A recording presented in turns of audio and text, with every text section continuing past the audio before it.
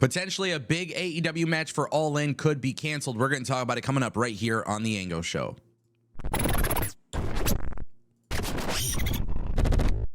What's going on, everybody? It's your boy Ango, and today we're going to kick things off with some WWE news before we get to AEW.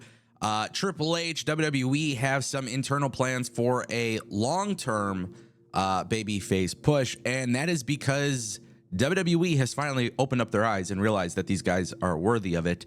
Los Lotharios, you guys remember Angel Garza and Humberto Carrillo didn't do much on the main roster, seen them go to NXT, and now we're starting to get all these vignettes. Well, of course, WWE has a plan here, which is a great thing. These vignettes, by the way, let me just make it very clear. I am a huge fan of video packages. I'm a huge fan of vignettes. I think they add to the characters. I think they help. We're starting to see something really good come from these vignettes. And now it appears that they are going to be a plan. There is going to be a plan, excuse me. There's going to be a long-term plan for these two gentlemen to get a big push in NXT. But also the idea is for them to go into the main roster as a top babyface tag team. This came from Dave Meltzer. Other sources have also reported this and confirmed the news.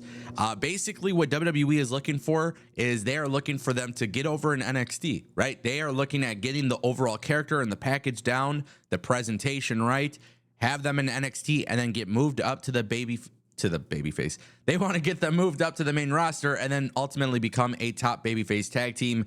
I support this idea 1000%. There's no ifs, ands, or buts about it. I think these guys are incredibly talented. I feel like they've always been misused.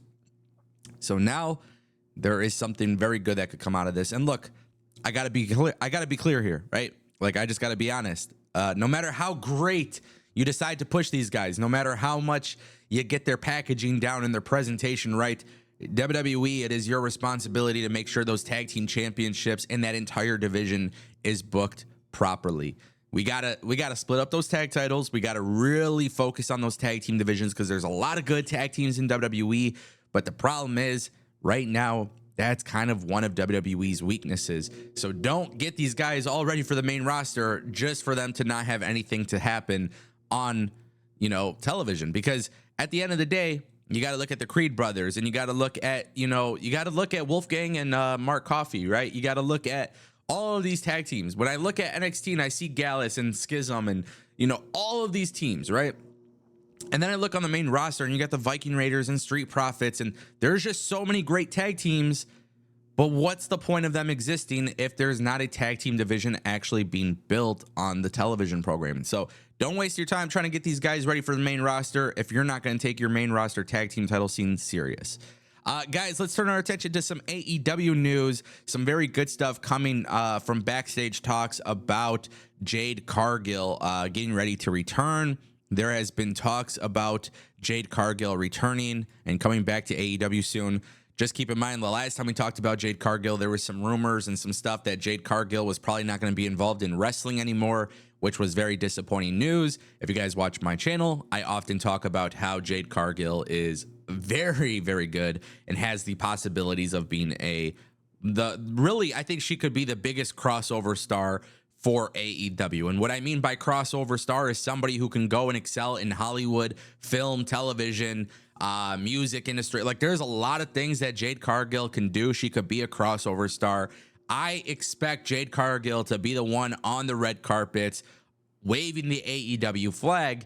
And, here's the thing, guys. If AEW doesn't make it happen, I know a company out there that exists that would probably love to make that happen, and that would be WWE. But now there is talks of her coming back to AEW. So Fightful Select reported the other day that Jade Cargill was backstage on the August 9th episode of Dynamite. And then basically Dave Meltzer came out and said that there has been talks about Jade Cargill coming back soon. Nobody has an idea of when or what they'll do with Jade Cargill, but the plan is for them to have Jade Cargill come back. This is going to be interesting. It's actually a really big shame that we are going into AEW All In without this idea of Jade Cargill being there. And, I hate to say this because she dropped her TBS championship and they haven't done anything with her since, right? She took a little bit of a break, a little bit of a hiatus. There's been no mention of Jade Cargill. But I just feel like it's weird to have Jade Cargill not on the stadium show. And the only thing I can see that at this point, it's very late in the process, but the only thing I can see at this point would be Jade Cargill confronting the women's champion at AEW All In. And we got that fatal 4-way match. I don't know. It just seems kind of weird to have her miss the biggest show. She is arguably one of the biggest stars in AEW, in my opinion. She was booked like it, but unfortunately, they just haven't done anything at all since she dropped it. So it's unfortunate, but we'll see what happens. We'll see how they get there, and we'll see what they do.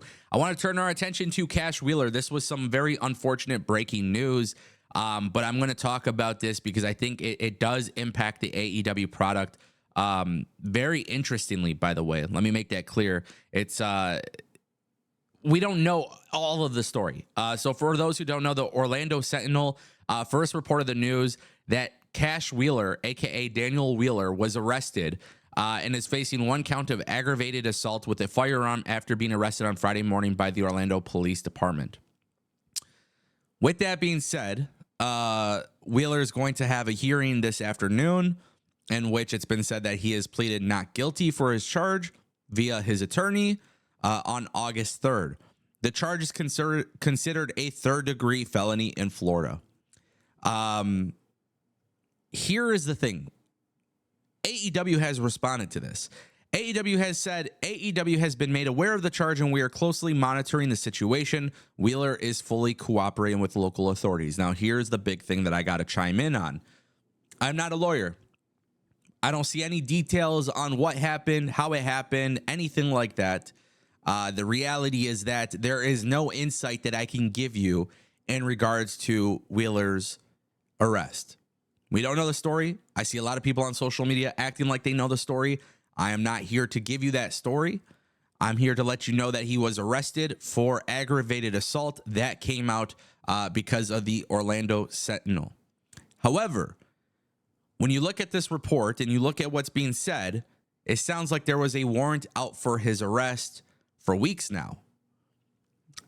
That means he's been working with AEW, and at some point AEW may have known about the situation. There's also a very good chance that AEW may have not known about the situation. I see one of the biggest criticisms online is that AEW has still been actively promoting FTR versus AEW's Young Bucks, but the reality is they might not even know about the situation. They may not have all the details on it.